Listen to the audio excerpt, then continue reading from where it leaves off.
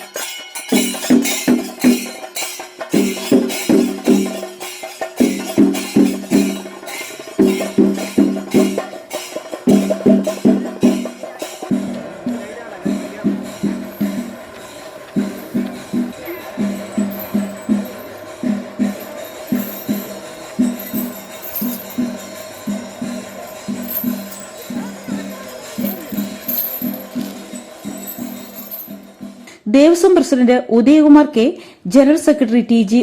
ഉണ്ണികൃഷ്ണക്കുറുപ്പ്, ഖജാൻജി രാജേഷ് വി. നായർ എന്നിവരുടെ നേതൃത്വത്തിൽ വിപുലമായ ക്രമീകരണങ്ങളാണ് ക്ഷേത്രത്തിൽ ഒരുക്കിയിരുന്നത്.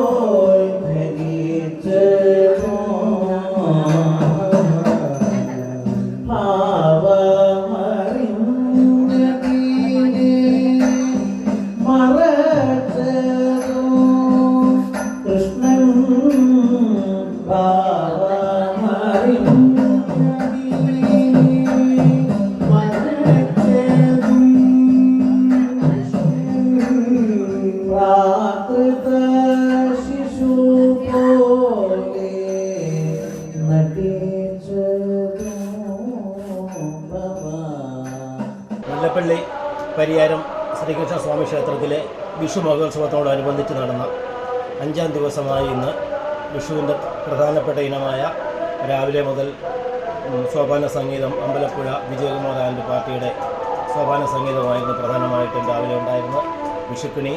അതിനുശേഷം ഇനി കാവടി പുറപ്പാടാണ് ഇടയകോയിക്കൽ ക്ഷേത്രത്തിലേക്ക്. വൈകിട്ട് അതിനുശേഷം എതിരേൽപ്പ് ഇളയകോയിക്കൽ ക്ഷേത്രത്തിലേക്ക്. അടുത്ത് തിരിച്ച് ദീപാരാധന. വൈകിട്ട് പിന്നെ നാട്ടിലെ പാട്ടുകാരുടെ ഒരു കരോക്കെ ഗാനമേള. ഇതായിരുന്നു ഇന്നത്തെ ദിവസത്തെ പ്രത്യേകത.